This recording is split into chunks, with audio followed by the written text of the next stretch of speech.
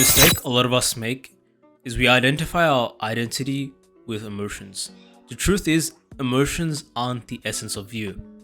They are like a wave, which has moments of ups and downs, but are rather temporary and transient, not being permanent in nature, or especially the feature of your inner being.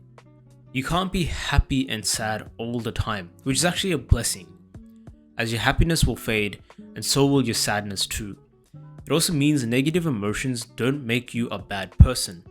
Negative emotions are powerful because it can actually be helpful of providing and offering hints of what's going on inside and give us a moment of forced self-reflection. Maybe your anger was triggered due to an unresolved trauma or an accumulation of emotions like resentment over a past mistake you've made, or jealousy even, which might actually mean you are unsatisfied with the current way of your life. Whatever the case may be, it's a red flag for an issue you need to address. It's only bad if you do not have a moment to pass or process, and that you lash it out, destroying other people in the process, hence acting out of impulsive action and reaction due to negative emotions. Fear may be an indicator that you're not in your comfort zone. However, being in your comfort zone means living in stagnation, where you don't learn, absorb anything new, or take any risks. There's a sign you need to go out and challenge yourself and do something that's difficult, whether that's starting a new business, learning to trade, try for a new job, learning boxing or climbing, hence doing something which involves learning a new skill, which would be reasonable to build more confidence and overcome your fears. Procrastination can also stem from fear. People shrink from tackling a task because they think it's too difficult and are worried about failures, which actually makes anxiety, because anxiety is of things of the future. I think also it's because we distance ourselves from the goals, and then it seems all too overwhelming as we narrow ourselves to these tight deadlines. There are real-world consequences to not dealing with issues which your emotions, which raise procrastination and can prevent you from achieving your valuable goals that are within your grasp. It may be that you are really just one opportunity away. What I usually like to think is you might be just one video away, you might be one post away, one trade away, one gym workout away, one connection away, one anything really away from what you're doing, from experiencing a big breakout of results, which actually leads to an endless amount of opportunity. This shows the usefulness of emotions and that it's not worth obsessing over them or feeling guilty that you experienced it. As I said, imagine emotions as like a wave. They don't define you. They have moments of highs and lows, but they are simply transient in nature and pass by, where in each state does not last forever, but for a moment of time, and eventually give way to new destinations and experiences where we learn the truth about the world and also ourselves. An action step I recommend is recall and write down a negative emotion that you've experienced recently. First, acknowledge that emotions aren't bad and see how it comes and goes, and ask yourself, what can you learn from this emotion about yourself, about the world, about anything? What is this emotion trying to communicate to you, and how can you use it to grow? Realize that negative emotions shaped your experiences, even might play games to trick that you will never leave or stay here forever. Remember how you felt the need to identify with a negative emotion and how the story went. Realize that you can detach yourself from the emotion. Remember how this negative emotion would narrow down your perspective and limit your potential if you allow it to be attached to your identity and build a negative self-narrative.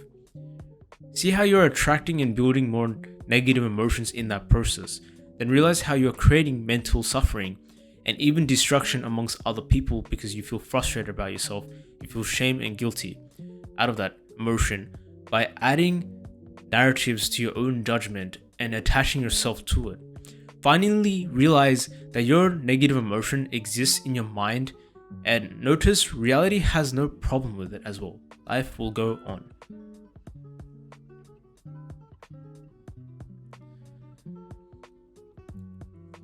For example, this isn't really something that I've experienced recently, but one of the most significant moments of my life was when I was obese and feeling guilt and shame, which is the lowest vibrational frequency. which means it's one of the shame is the lowest, worst emotion that anyone can experience or live with. And if I was around people that only made me feel better at the time about being obese and overweight and justifying that, why I shouldn't change, then I would have experienced so much more pain now, especially due to my organs overworking, increased diseases, inflammation risk, etc. Suffering so much more in all areas of my life. It would have affected my emotional health, mental health, financial, everything literally.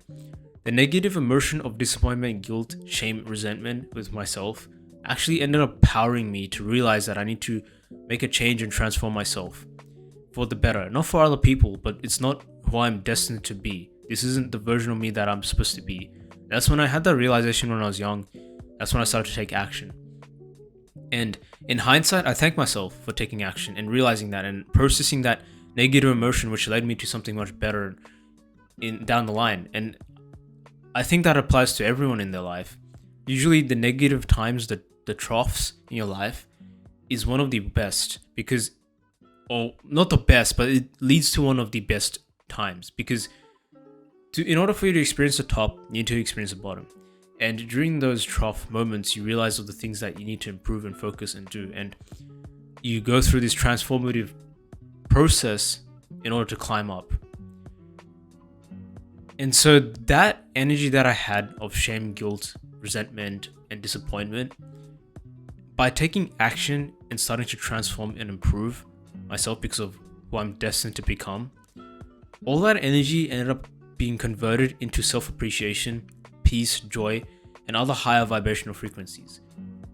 And it just shows how energy and emotions, especially like happiness and sadness, are really on the same coin but on opposite ends. And energy, just like emotions at the end of the day, cannot be created nor destroyed, but only transformed like the law of conservation states.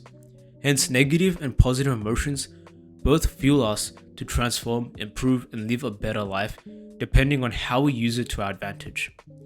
If you don't focus on your emotions or embrace them as a core part of who you are, then they lose some of their own power and you gain more control over your mind and thus your life.